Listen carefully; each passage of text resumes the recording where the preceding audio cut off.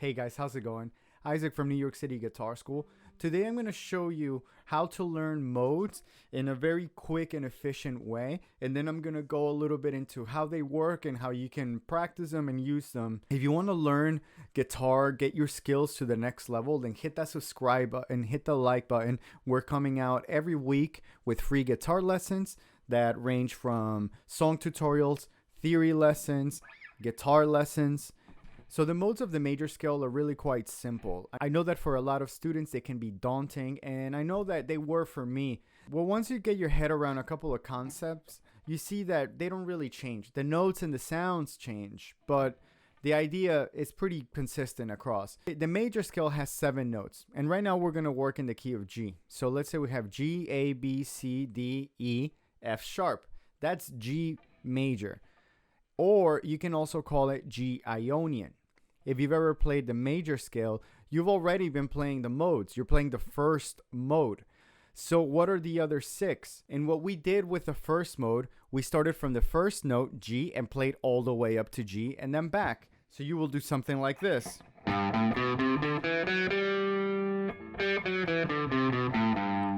That's it. So if you want to play the second mode of the major scale, all you need to do is start from the second note.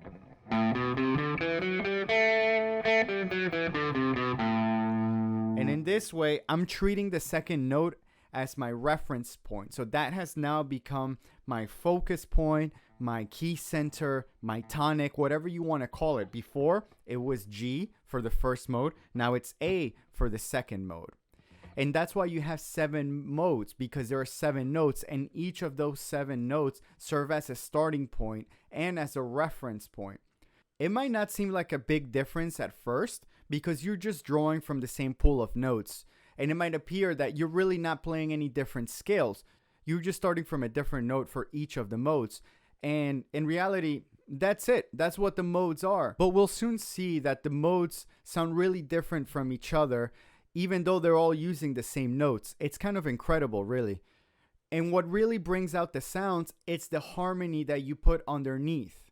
So that's normally going to dictate what mode you're going to gravitate towards. So let's go through the shapes that we're going to need in order to learn and use the modes. So what I'm going to do is play a drone for each mode, and that's going to help us identify the sonic quality and the differences between each mode. And then you'll see that even though we're using the same notes, they actually sound really different from each other.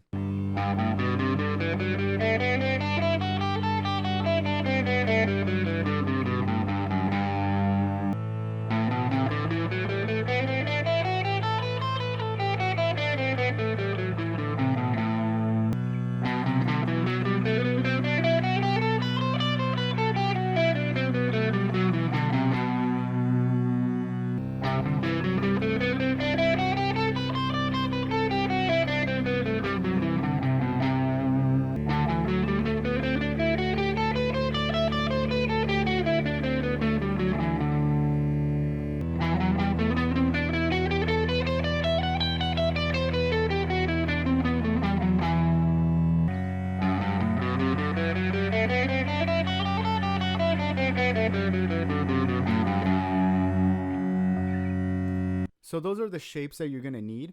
And as you can see, some of the scales share the same shape. And what sets them apart is really your starting note and your reference note. That's extremely important with this. Just knowing where your tonic is and knowing where you want to gravitate towards. What's the key center of the mode. So if you're in the first one, G Ionian, no matter what chord progression you're using, you want it to gravitate towards G. If it's a Dorian, you want it to gravitate towards A minor, right? And the same goes on and on for each of the modes. An interesting way to practice the modes is by just staying in one position. So if we just stayed in G, and I'll put the drone again, but this time I'll just leave it on the note G. I will cycle through the 7 modes, but G will always be my reference point.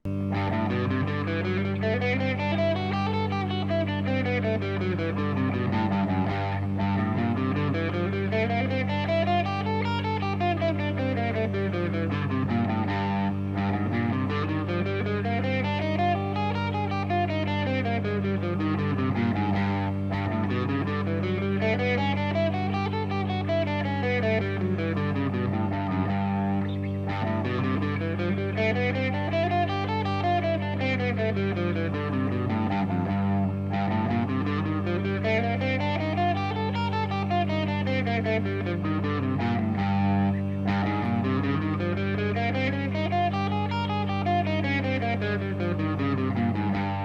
now that we know what the modes are and what the shapes are and how we can practice them in a couple of different ways, let's learn about how to use them.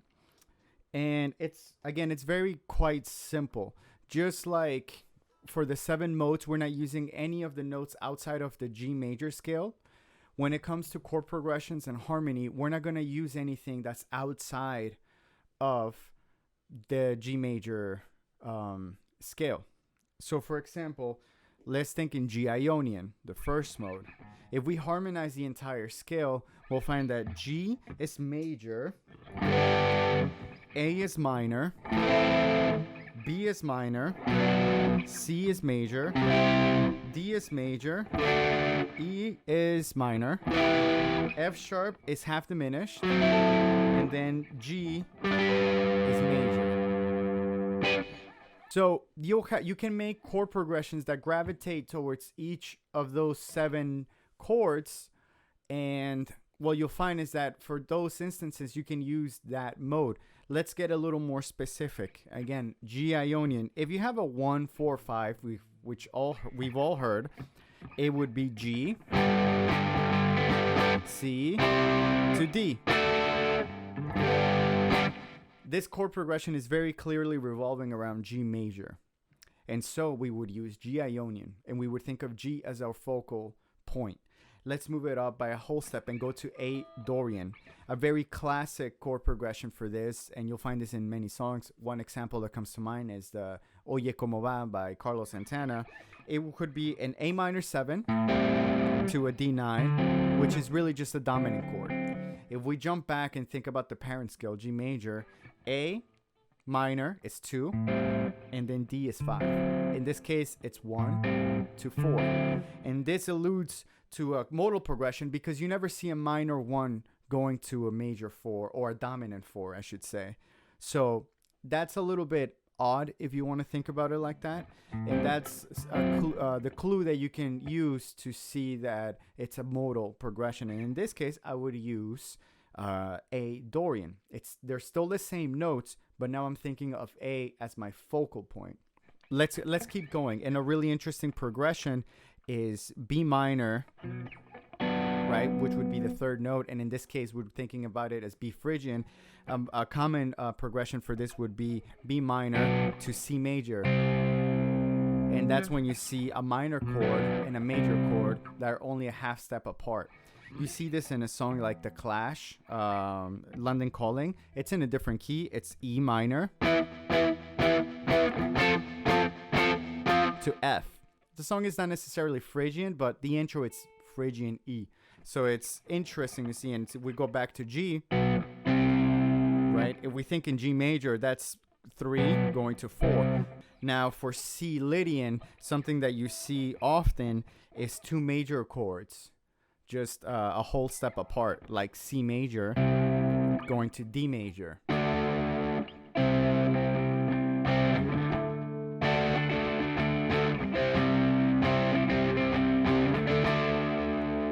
Doesn't really resolve to 1 as you might expect from an Ionian, right? When you have 1, 4, 5, G, C, D. Here we just have C to D back and forth.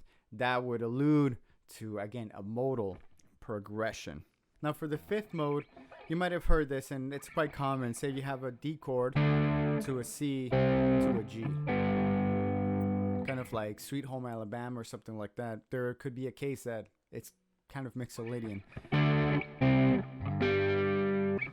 A common thing that you'll find in a Mixolydian chord progression is that your 1, which in this case is D, your another chord would be a flat 7th in there, and that's very common of a Mixolydian chord progression. So watch out for that. And then for the 6th mode, which would be around E minor, this is way more common, and you've definitely seen this more than once, because the Aeolian mode is just also known as a minor scale, and those are the 2 most common, are the 1st and the 6th the major and the minor. You might have also heard them as the relative major and relative minor. And this is what they are. You've already been playing modally, but you've only had 2 of the modes. Now you're filling in the rest.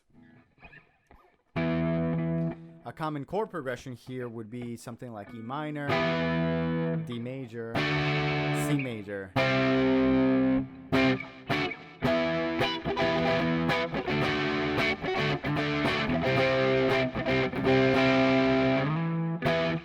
Now that leads us to the 7th and final mode, Locrian. Locrian kind of has a bad rep in comparison to the other 6 modes, and sometimes it's thought of as the bad sounding mode or the really dissonant mode. And when trying to create chord progressions, I find that it's harder to find songs that use it, because the chord that you would have to use as a focal center would be, for in this case, F sharp half diminished. And that chord is so unstable that it would be really difficult to try and make it a place of resolution. But I have heard it in a couple of instances, and one of my favorite ones is a song by The Strokes called Juice Box. And it's pretty Locrian because the song is revolving around E. And those are the chords, but the riff at the beginning of the song is.